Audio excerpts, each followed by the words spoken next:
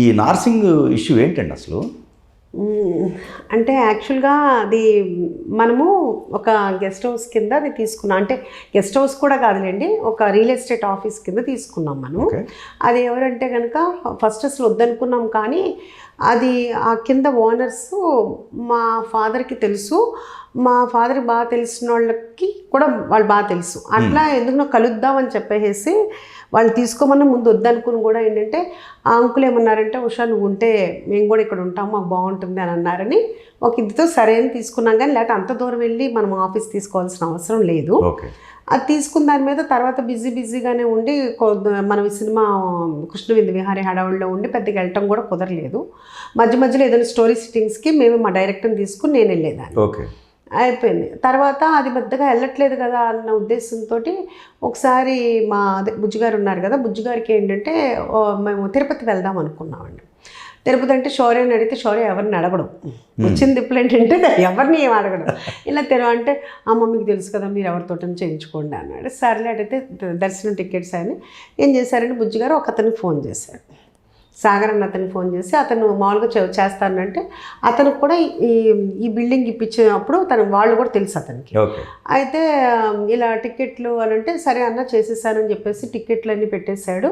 ఇట్లాగా తను అరేంజ్ చేసేసాడు, రూములు కూడా అన్నీ అరేంజ్ చేసి ఆ తర్వాత మళ్ళీ ఇదంతా స్పీకర్లోనే ఉండగా మళ్ళీ ఫోన్ చేసి అవునన్నా మీరు అసలు అక్కడికి రావట్లేదు ఏంటి అని అంటే, ఎక్కడ సినిమా హడావుల్లో ఉన్నాం కదా, ఏదైనా వస్తే వదినే వస్తున్నారు, మేము రావట్లేదు, ఈ బిజీ అయిపోయింది అని అంటే సరే అని ఏం లేదు ఇలాగ దివాళీ ఉంది కదా, దివాళీ పార్టీ మన ఫ్రెండ్ వాళ్ళు చేసుకుంటున్నారు పెద్ద రియల్ ఎస్టేట్ వాళ్ళు, నువ్వు కూడా రా అన్న, మంచి పెద్ద రియల్ ఎస్టేట్ వాళ్ళు అందరూ ఉంటారు, వాళ్ళు పార్టీ చేసుకుంటారు అని చెప్పి. పార్టీ అంటే మన హైదరాబాద్లో కామన్ కదండి అని అంటే ఓకే అని చెప్పేసి సరే అటైతే కనుక కింద వాళ్ళకి డిస్టర్బెన్స్ జరగకుండా కారులో అవన్నీ జాగ్రత్త పార్క్ చేసుకోండి, ఇబ్బంది కలగకూడదు అని చెప్పేశారు. అయిపోయిందండి.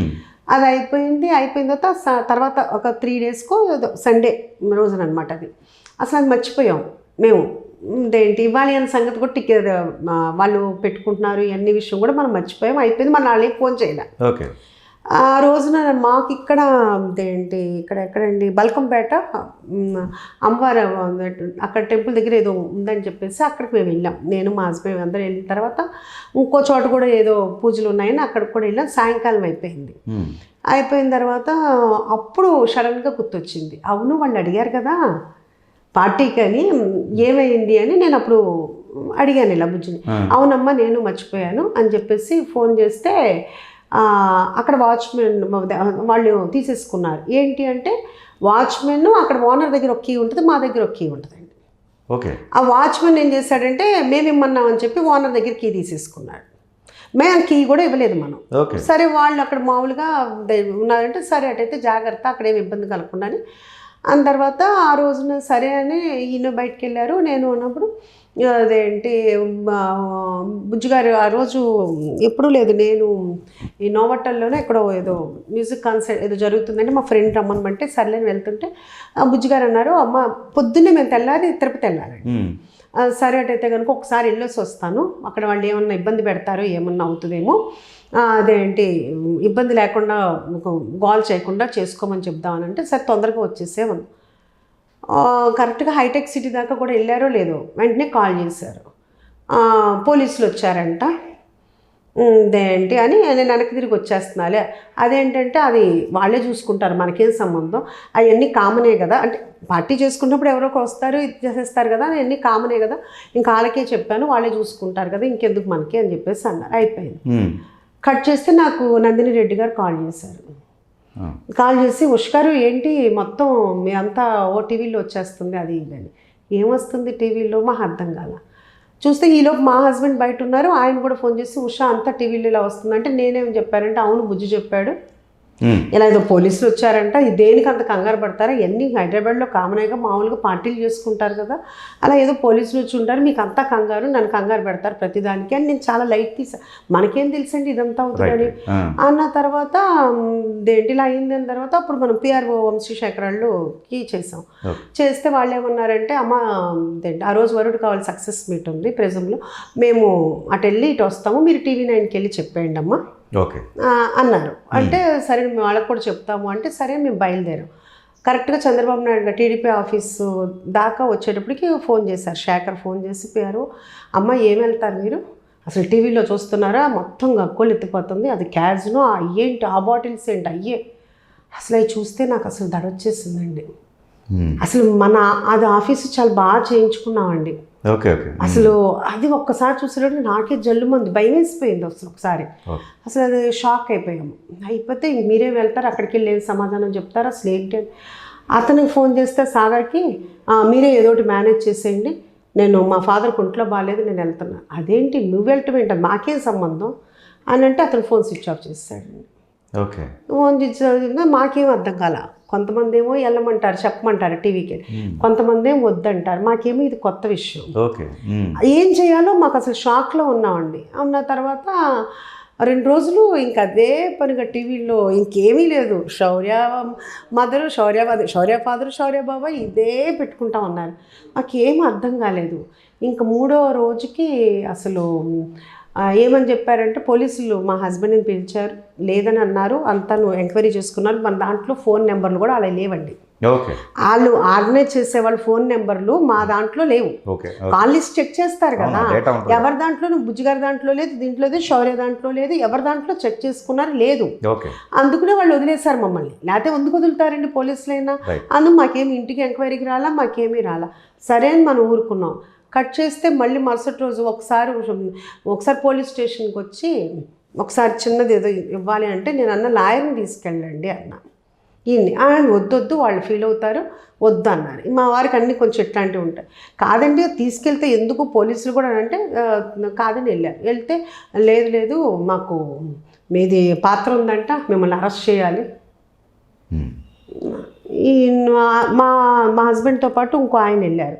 ఆయన ఫోన్ చేసి అమ్మ ఇలా అంటున్నారు, మా తమ్ముడేమో లాయర్ వద్దంటున్నాడు ఏంటమ్మా అంటే అప్పుడు స్క్రోలింగ్ వస్తుంది, ఇదంతా నాగశౌర్య ఫాదర్ దాంతో చేశారంట అది ఇదని. అప్పుడు నేను ప్రేమ గారికి ఫోన్ చేశాను, ఏమండి ఇలాగ TV9లో ఇట్లన్నిట్లో వస్తుందంట, ఇలా ఏదన్నా అయితే కనుక ఇప్పుడు దాకా ఊరుకున్నాను, నేను వచ్చి టీవీ ముందు పెట్రోల్ పోసుకుని తగలెట్టుకుంటాను, ఏమనుకుంటున్నారు ఇది, ఏమీ తెలియదు వచ్చి మమ్మల్ని అడగాలి, తెలియకుండానే ఇచ్చేసేస్తే ఎట్లాగా, మాకేం తెలియకుండానే ఇంత ఘోరమా మరీను, 2 రోజుల నుంచి చేసుకుంటున్నారు మేమేం మాట్లాడలేదు అంటే లేదు మీరు మాట్లాడకపోతే వాళ్ళకేం తెలుస్తుంది, పోలీసులు చెప్పింది వాళ్ళు తీసుకుంటున్నారు అని అంటే నాకు రజనీకాంత్ గారితో నాకు 1-to-1 ఇప్పించండి మీటింగ్, అంతేగాని స్టూడియోకి అట్లా కాదు, నేను డైరెక్ట్ మాట్లాడతాను, ఇప్పుడు మీతో ఎట్లా మాట్లాడాను టోటల్ మొత్తం A to Z జరిగింది చెప్పి ఆయన నాలో ఉన్న జెన్యూనిటీ అని తెలిసిపోద్ది కదండి. ఇప్పుడు జర్నలిస్టులు ఎవరు ఏం మాట్లాడుతున్నామని ఊరినే చెప్తా.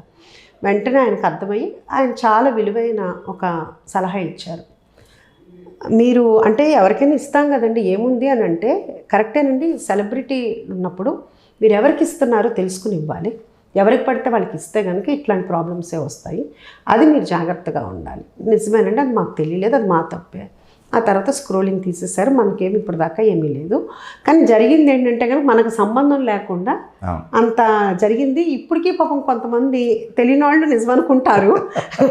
ఆ గమ్మత్ ఏంటో తెలుసండి, అసలు నా తరపున వాళ్ళు నిజంగా పల్లెటూళ్ళలోనండి ఎక్కడెక్కడ ఉన్న వాళ్ళు నాకు కాల్ చేసి అప్పుడు దాకా ఎప్పుడు చాలా నాళ్ళు మాట్లాడినాను, ఫోన్ చేసి ఉషా ఇదంతా టీవీ వాళ్ళు కావాల్సింది చేసుకుంటున్నారని అందరికీ అర్థమైంది, నువ్వేం ఫీల్ అవ్వక్కర్లేదు నాకు చెప్తున్నారండి. కానీ లిటరల్గా మేము మళ్ళీ గెట్ బ్యాక్ అవడానికి 4 months పట్టిందండి. ఓకే. అసలు వెయిట్గా పేషెంట్లం అయిపోయామండి. ఎందుకంటే ఇప్పుడు నాకేమైనా బ్యాడ్ జరిగినా మా హస్బెండ్ బ్యాడ్ జరిగినా అసలు దానికి 1 సెకండ్ కూడా నేను ఆలోచించనండి. ఎందుకంటే ఏదన్నా మన వలన మన పిల్లలకి ప్రాబ్లం జరిగింది అంటే అస్సలు అది చాలా బాధాకరం కదా ఎవరికైనానండి. పేరెంట్స్ ఇప్పుడు పిల్లలకి ఏదైనా ప్రాబ్లం వస్తే పేరెంట్స్ ఫేస్ చేయాలి. అలాంటిది మా వలన అబ్బాయి తనకు సంబంధం లేకుండా తను ఒక పబ్కి వెళ్ళడు, ఒక బయటికి వెళ్ళడు, ఏమి వెళ్ళడు, శౌర్యనే ఇది రన్ చేస్తున్నాడంట, శౌర్య వచ్చేళ్తాడంట, శౌర్యకి సినిమాలు చేయకపోయినా దీనివల్లనే డబ్బులు వస్తున్నాయంట, ఇవన్నీ మాట్లాడేదండి చాలా పెయిన్ఫుల్గా అనిపించింది. ఇంకా తర్వాత ఆ సంఘటన జరిగిన దగ్గర నుంచి ఇంక నేను బాగా గుండె రాయి అయిపోయిందంటారు చూడండి. మనకు అనవసరం, ఎవరు ఏం మాట్లాడుకున్నా ఎవరికి మనం ఎక్స్ప్లెయిన్ ఇవ్వక్కర్లేదు. మనమేంటో తెలిసిన వాళ్ళు, మనల్ని నమ్మిన వాళ్ళు మనతోటే ఉన్నారు. మధ్యలో వచ్చిన వాళ్ళు మధ్యలోనే వెళ్ళిపోతున్నారు ఎవరైనా కానీ. ఉషా అంటే ఏంటో తెలుసు, ప్రసాద్ గారు అంటే ఏంటో తెలుసు, శౌర్య అంటే తెలిసిన వాళ్ళు ఎవ్వరూ కూడా 1% కూడా మేము ఏమైనా చెప్పబోతుంటే అసలు నువ్వు ఎందుకు చెప్తావు, ఎవరు నమ్మారు? ఆ టీవీ వాళ్ళు టీఆర్పీ కోసం వేసుకుంటారు, లేకపోతే వాళ్ళకి ఏదో ఎవరో చెప్తే ఏదో వేసుకున్నారు, దానికి నువ్వు అసలు ఎక్స్ప్లెనేషన్ నువ్వెందుకు బాధపడతావు, నువ్వెందుకు అవుతావు? నిజంగా నా ఫ్రెండ్స్ అండి నాకు చాలా చాలా సపోర్ట్ చేశారండి. ఆ టైంలో మాత్రం నా ఫ్రెండ్స్ అసలు ఎలా అంటే రోజు లిటరల్గా నా దగ్గర వచ్చి కూర్చునేవాళ్ళు అండి. ఎందుకు ఎందుకు నువ్వు అంతగా అంటే నాకేదో అయినందుకని కాదండి, మా వలన మా అబ్బాయికి బాధ అనిపించి మేము బాగా డిప్రెషన్లోకి వెళ్ళిపోయాం బాగా. అప్పుడు నిజంగా నా ఫ్రెండ్స్ చాలా సపోర్ట్ చేశారండి. నిజంగా వాళ్ళందరికీ కూడా అసలు ఎప్పటికీ రుణపడి ఉంటాను అనమాట. నిజంగా అంత మేమంటూ తెలిసిన వాళ్ళు ఎవరు బ్యాడ్ అనుకోలేదండి. కావాలని మా మీద బురద జల్లే వాళ్ళు జల్లారు తప్పితేనండి. అదే పాసింగ్ క్లౌడ్. నుంచి ఏమనిపించిందంటే ఓకే గుడ్డిగా నమ్మకూడదు. అట్లాగే మనం అందరూ మనకి అగేనెస్ట్గా బోల్డ్ మంది ఉంటారు, మనతో ఉన్నవాళ్ళు మనతో. సో ఎవరికో ఏదో చెప్పి మనం ప్రూవ్ చేసుకోవాల్సిన అవసరం మనకు లేదు. మనల్ని నమ్మిన వాళ్ళు మన కష్టమైనా నష్టమైనా తప్పైనా ఒప్పైనా మనతో ఉన్నారు, వాళ్ళే మనకి ఎవరైనా. వాళ్ళతో మన ట్రావెలింగ్ ఉంటుంది. మనతో అలా ఉన్నప్పుడు వాళ్ళకి అదృష్టం లేదు మనతో ఉండటం అనేది. అంతే, ఇంకా అది ఒకటి డిసైడ్ అయిపోయాడు. ఇప్పుడు అందుకని ఎవరికైనా ఏదైనా ఒకటే చెప్తాను, ఎవరైనా బాధపడుతున్నా అలా ఎవరి గురించి ఆలోచించద్దు. నీ అనుకున్న 10 మందికి నువ్వు మంచి అయితే చాలు, 100 మందికి మనం మంచి అవ్వాల్సిన అవసరం. రైట్.